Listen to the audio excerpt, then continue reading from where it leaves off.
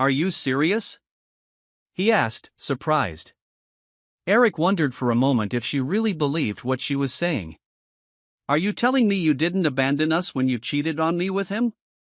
And when you screamed his name when you did it over and over again? Tell me how the hell you could even think that wasn't fucking abandoning us. All she could do was cry, wading through traffic and trying to get to him as fast as she could. If only she could see him face to face, he would see her remorse and then there would be some hope. He continued bitterly, I finally got proof that my promiscuous wife cheated on me while I was in Afghanistan.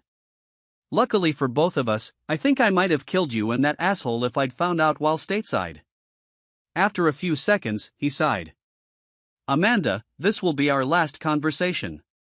If we get disconnected or one of us puts the conversation on hold, there won't be another. Eric, please, she pleaded. We can go to counseling. We can get through this, baby, we really can. He continued, look, there are a few things you need to know before you go home. First, I cleaned out all of our accounts and cashed out all of our credit cards. I've decided that you've been cheating on me for the last 3 years, so I'm paying you back what you owe me. He ignored her sigh. You can keep the house since I'm pretty sure I can still smell it in our bed. I packed the things I need. They only ended up fitting in one suitcase, so the rest is yours. You can keep your SUV, though I'm not sure how you'll pay for it since I suspect you'll be laid off tomorrow. I've sent these pictures to all your coworkers, family, all our friends, and even our church. I've also sent them and a bunch of videos to several websites along with all your details. I suspect you're going to be very popular soon. Oh, Eric, no, Mandy sobbed. Why? Why didn't you wait until we could talk? I waited, Mandy, he said quietly. I waited for 4 months after I got back, but you didn't say anything. And you wouldn't have said anything if you hadn't been caught, would you, baby? What could she say? He was right. As for your little boy, Eric grinned, I almost went to visit him. But after a few meetings with his wife, I don't think it would be necessary. What a vindictive bitch. You might want to warn Sean he'd better run.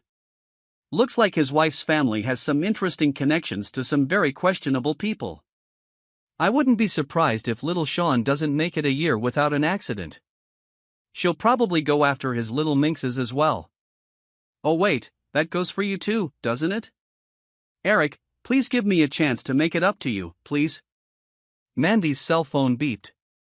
Looking at it, she recognized the number. Eric, it's Mrs. Johnson from next door. I told you if you disconnect, it's over between us. His tone was threatening. Mandy quietly replied, okay, baby. I was just worried that something had happened to Randy. Randy's fine. Eric's voice softened. He's with me now and sleeping soundly. She breathed a sigh of relief and transferred the call to voicemail.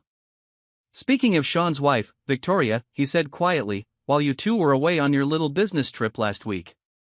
He was interrupted by another buzz of Mandy's cell phone. It was another neighbor calling.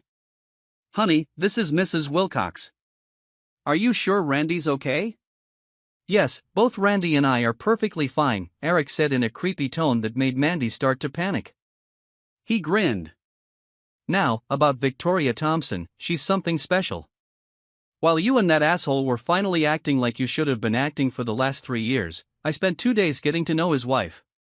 Mandy gasped, feeling both anger and hurt at the news of her husband's betrayal. Her tears began to flow again.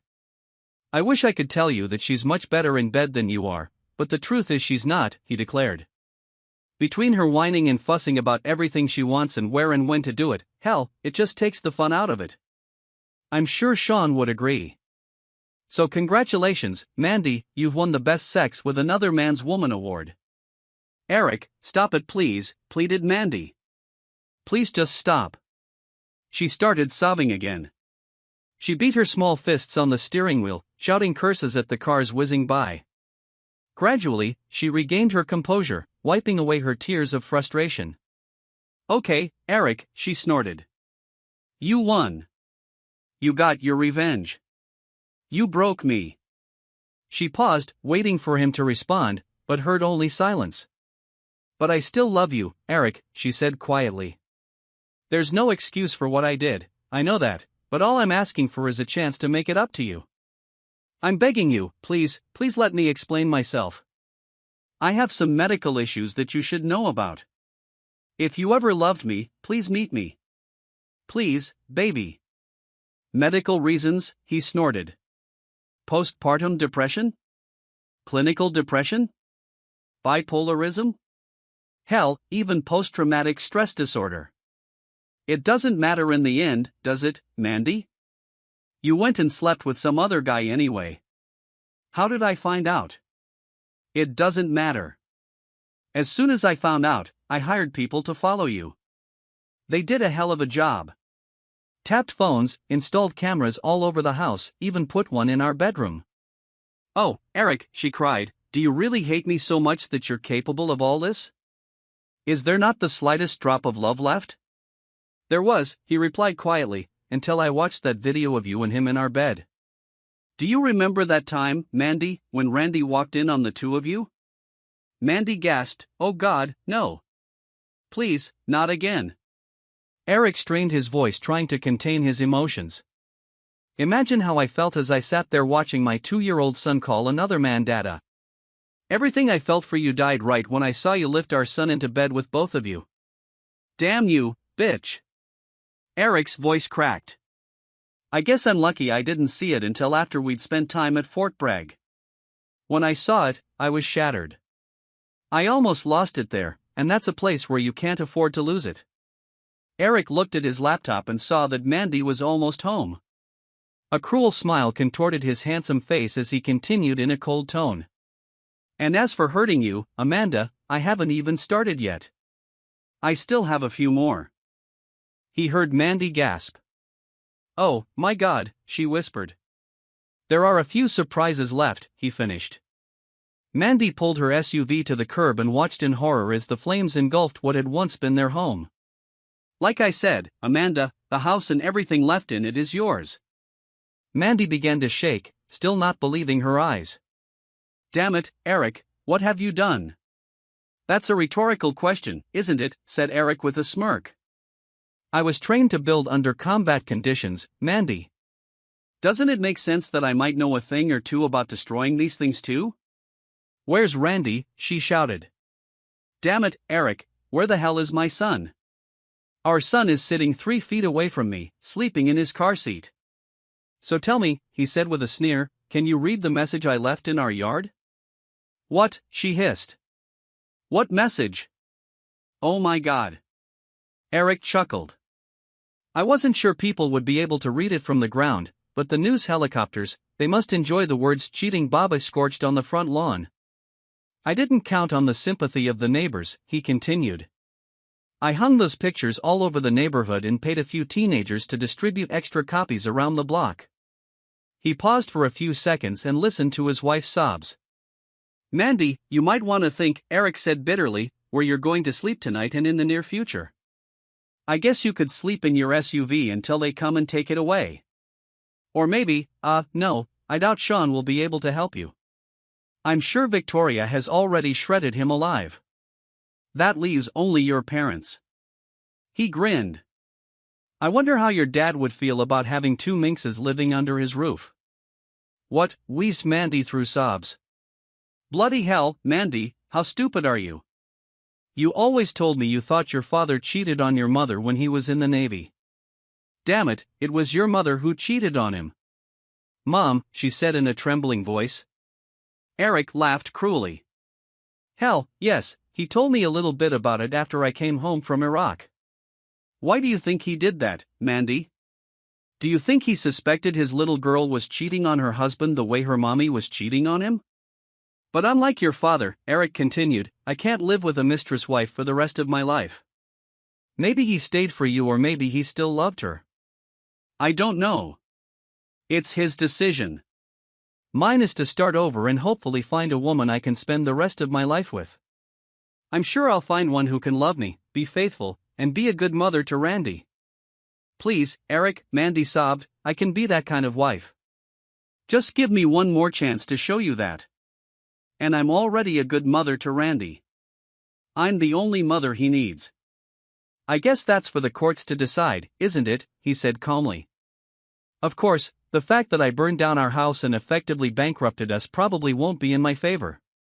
Eric watched as a young man in a tank top and cap got out of the cab and stood on the curb looking in his direction. Eric flashed his headlights twice and the guy started walking toward him. Okay, Mandy, Eric said calmly looking at his watch, there are a few things you need to know and you don't have much time left, so listen carefully. First of all, your bosses shouldn't get too carried away with my threats. However, Victoria is filing a similar lawsuit and will likely win it. I think the court will really like her and all the evidence I've given her. As for me, Eric cleared his throat, I don't like my chances in court, so I've accepted a job overseas. I think Randy and I will like it there. No, yelled Mandy into the phone. You can't take my baby. Actually, bitch, he's my son and I can. No, Eric, please, she pleaded, he's my son too. Amanda, he said calmly, in a few years, he won't even remember you. I don't remember my father. But don't worry, I'll send you pictures of him at Christmas and we'll even call each other on Mother's Day and his birthday. Since we won't know where you'll be, we'll just call your parents. Mandy cried bitterly, realizing the hopelessness of her situation. Eric was silent for a moment, concerned and somewhat alarmed by his own actions. He knew he had no intention of sending her any more pictures or calling her. The thought of her desperately waiting for calls that would never come and reliving that revenge for years to come was more cruel than he thought he was capable of. Goodbye, cunt, he said coldly, I hope you rot in hell. Hanging up the phone, he brushed a tear from his cheek as he listened to her hysterical screams and pleas for a son. Captain Black, a guy in a tank top asked, standing in front of him. Not anymore, Eric smiled weakly. I'm just Eric Black. Well, at least for a while. The young man grinned and handed him a manila envelope containing the account numbers and passwords to the offshore bank accounts into which his funds had been transferred, minus certain commissions, of course. Here are passports, photo IDs, and airline tickets for Marcus Gray and his son, Michael Gray, the teen said, smiling. Eric smiled even wider and began putting old ID cards and 2 SIM cards from cell phones into a small metal bucket. Smirking, he took a lighter and melted them into a small puddle of blackened plastic. He then took a small hammer, smashed both cell phones, and tossed the remains into the bucket. Satisfied with his work, he tossed the entire bucket into the trash can. That was better than I could have imagined, Eric grinned as he handed the man the hammer and lighter. He quickly pulled out his car keys and handed them to the guy. Tell Bob and Ron thanks for the rental, he said softly. Who? The young man asked with a huge smile on his face. My apologies, Eric grinned. I must have made a mistake. A few minutes later, Eric was checking his bags at the airline. He smiled as he thought about what the next few weeks had in store for him and his son. His contract didn't start until next month and they were going to spend a couple weeks on a secluded beach with an attractive lieutenant he'd met while serving in Afghanistan. They'd only become friends when he'd gotten proof that his wife had been cheating on him and now Eric couldn't wait to find out if there was more between them. Mr. Gray, the man behind the front desk said politely. You and your son have a pleasant flight. Marcus Gray and his son stepped outside and began their new life.